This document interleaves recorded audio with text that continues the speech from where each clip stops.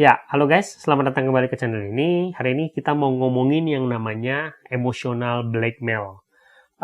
Ini salah satu abuse yang biasanya banyak dilakukan oleh narsistik, tetapi tidak terbatas hanya oleh seorang narsistik, karena menurut saya ini juga banyak terjadi di sekitar kita, dan kadang-kadang mungkin kita bisa saja melakukan ini tanpa kita sadari.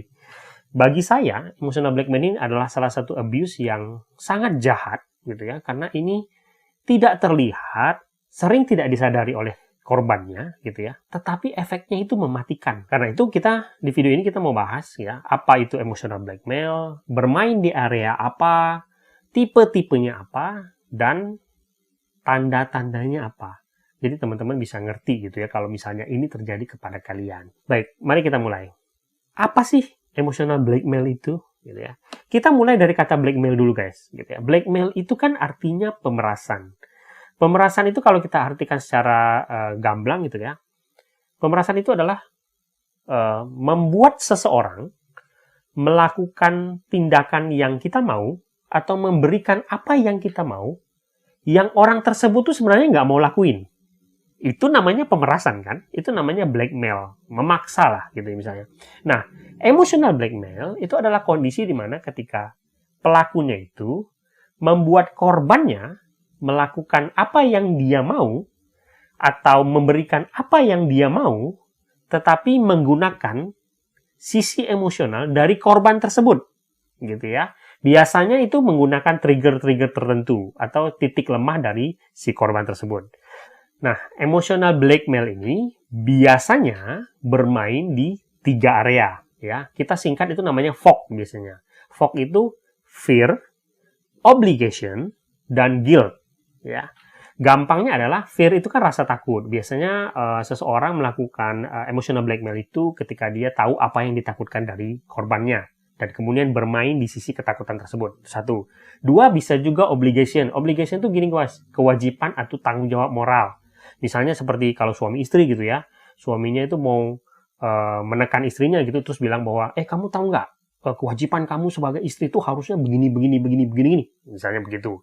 Atau misalnya orang tua ke anak dengan mengatakan, kamu tahu nggak, anak tuh harusnya begini. Itu kan obligation namanya. Mempergunakan topeng kewajiban tersebut untuk mendapatkan apa yang mereka mau. Gitu ya. Itu 2. 3, guilt. Guilt itu kan rasa bersalah artinya. Jadi dalam arti men-trigger rasa bersalah dari si korban untuk melakukan apa yang dimau oleh si pelaku. Oke guys, nah kalau kalian lihat dari 3 hal ini, kita bisa menyimpulkan bahwa emotional blackmail ini biasanya dilakukan oleh orang-orang yang punya hubungan dekat dengan korbannya. Kenapa? Karena untuk mengetahui tentang ketakutan dia, obligation-nya dia, atau rasa bersalahnya dia, seseorang kan butuh informasi yang mendalam tentang korbannya. Dan itu bisa didapatkan ketika kamu menjalin hubungan yang dekat dengan si korban. Itulah kenapa biasanya emotional blackmail itu terjadi antara 2 orang di mana mereka punya hubungan yang dekat. Entah anak dengan orang tua, entah pasangan, atau teman dekat. Gitu ya. Oke, nah kita masuk ke tahap berikutnya. Apa saja tipe-tipe pelaku dari emotional blackmail? Oke, yang pertama adalah punisher. Punisher itu teman-teman mungkin bisa menyimpulkan sendiri ya. Punisher itu kan pemberi hukuman. Jadi tipe punisher ini adalah orang-orang yang menekan korbannya, melakukan emotional blackmail dengan cara mengancam dengan hukuman. Biasanya ini dilakukan dengan cara mengancam si korban melalui hal-hal yang bagi korbannya itu berharga. Misalnya mengancam menghilangkan atau mengambil sesuatu yang berharga dari korbannya agar menuruti apa yang dimau oleh si pelaku.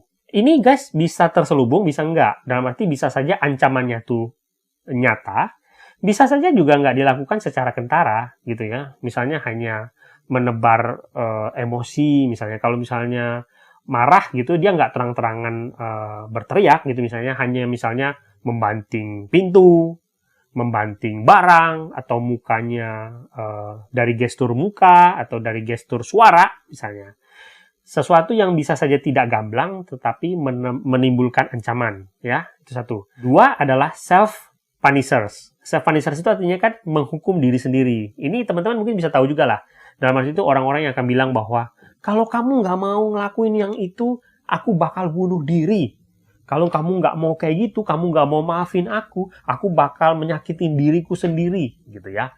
Menanamkan pemahaman kepada si korban bahwa kalau ada apa-apa yang terjadi, saya sengsara dan itu salahnya kamu, gitu ya.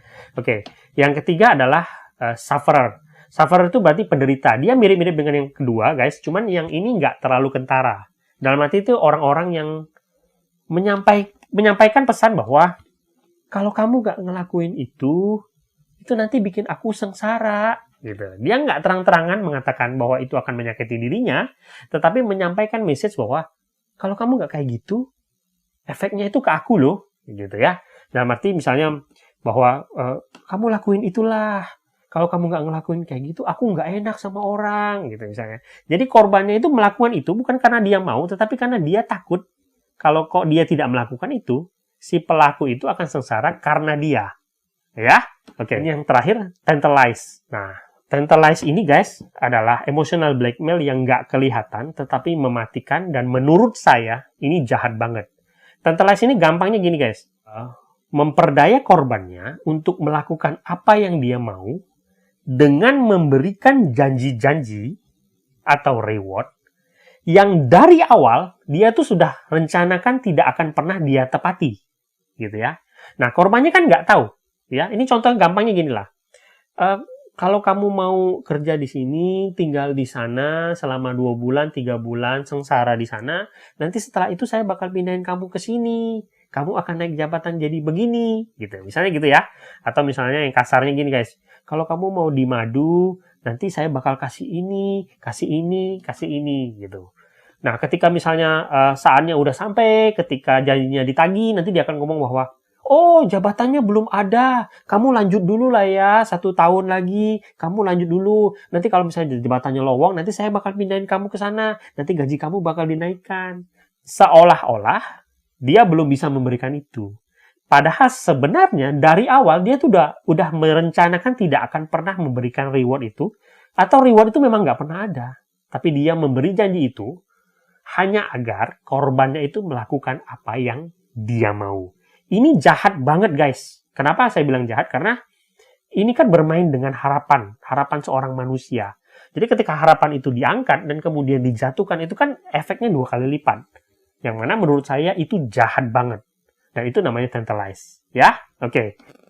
Di video berikutnya kita akan membahas tentang tanda-tanda emotional blackmail. Semoga video ini membantu. Sampai jumpa di video berikutnya.